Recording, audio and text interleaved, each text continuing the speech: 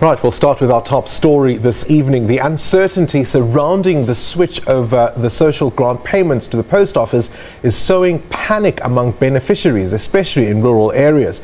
Recipients with the new SASSA cards are being turned away from their established payphones and being told to go get their money from the banks. They were queuing outside the Mthatha Post office from early this morning, hoping to find answers or, better yet, their money. Desperate, braving freezing conditions, hoping for their social grants or just even information.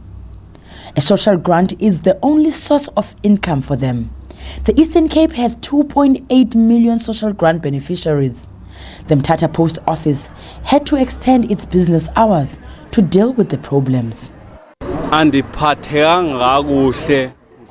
He says he takes treatment and now he doesn't have food at home. That is why he is there so early in the morning for his money, so that he can buy food. There were long queues at the pay points and disappointment as some beneficiaries couldn't withdraw all their money from the bank using their new cards. I'm supposed to get 2,600 rands. I only got 600 rands from the bank. That's why I came to the pay point. I want to get the rest of the money. The reason we're here in the dark is because the kids are hungry and we hope to get help here. Street vendors are already feeling the pinch. The only way I make money is to sell at all pay points of this region. If these ATMs close, my business will die. The disabled and the elderly are the worst affected. Beneficiaries say safety is an issue of concern. They already travel early and late to various pay points.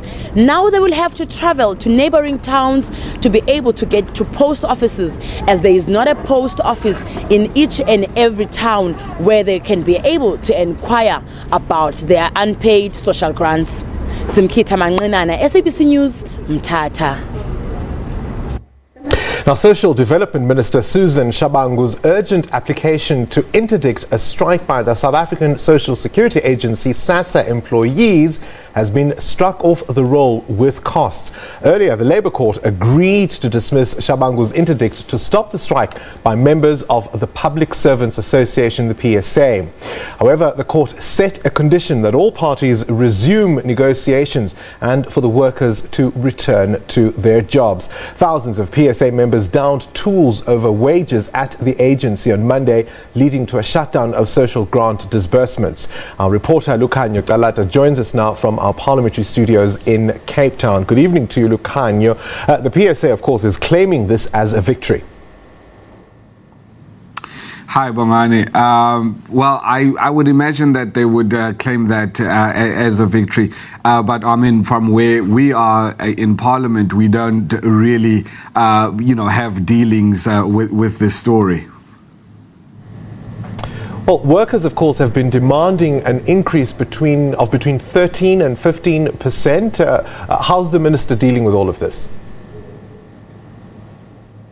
Well, Bongani, I think it's obviously the kind of issue where the minister is new in her position and has to kind of take into effect, the demands that the workers are making, and also just what is in the government's kitty and whether or not she can approve a pay hike of that nature for the staff of SASSA. I think it's the kind of thing where we'll have to wait and see as to whether or not there is some kind of negotiation and whether or not there can be a meeting of the minds and maybe even a meeting somewhere where the minister's office is happy to give that kind of pay hike, and also whether or not the staff are happy to accept the lowered offer that I'm sure the minister and the government would be in a position to provide. Well, of course, it's yet another headache for the minister in the wake of the failure of the payment systems. What emerged in Parliament today about how that problem, of course, remains unresolved, with more people still in queues unable to get their monies? Ongani, we had quite a very interesting afternoon here in Parliament. I think the never before experienced a situation where the members of Parliament were expecting, of course, a briefing from the executive of SASSA, who unfortunately did not show up. Instead, what happened is that the chairperson of the committee, Umamu Uzoleka Chapa, ended up having to get a briefing from the acting CEO, via the telephone. Telephone that was put on speaker, and then it was held very closely to the microphone so that the rest of the committee could, in essence, hear what the acting CEO of SASSA was reporting back to the chairperson. What he then said was that they found that there were three issues that caused the delays and all the problems. The first of being that the system would time out, in essence, the iGPS system that they were using, obviously, that people could then log into and that that they could swipe to get the money on their cards. That was under strain because the numbers went from being 200,000 people that were using this system to well over 930,000, and apparently the system just couldn't handle the volume, so most of the times it would time out. The second one was also the line between the South African Post Office, as well as the bank. That line could also not deal with the volume of transactions that were being demanded of it, and therefore it was being throttled, also causing a lot of problems, which then also led to the system crashing at certain times. And then the last issue that the CEO told the committee was the issue of grants. In essence, there's a cap on just how much the system the recipients of grants can withdraw. There's a daily limit of 1,500, whereas the recipients would want to draw the entire amount of 1,600 rand. So obviously there was a little bit of a discrepancy there, and then because the bank can't give them all the money, it ended up giving them none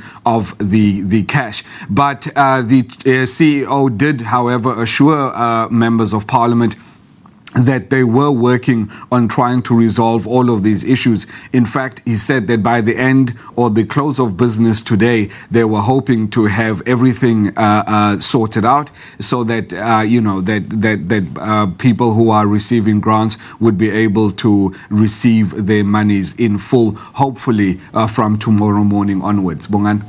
I imagine, Lukhanyo, that because of SASSA's previous assurances to Parliament that everything was on track, they must surely have taken a dim view of what has emerged in the last few days.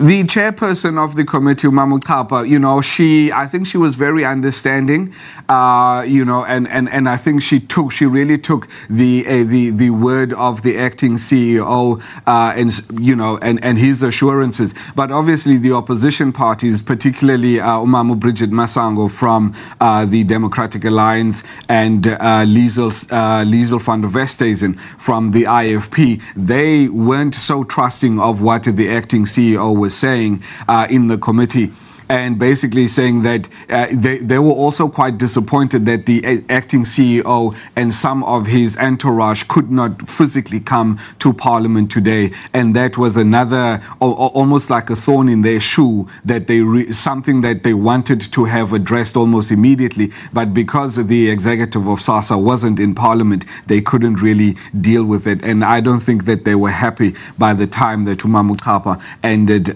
or at least adjourned the committee meeting. Bongan? All right, we'll leave it there with Lukhanyo Calata, our reporter at our parliamentary studios in Cape Town. Now,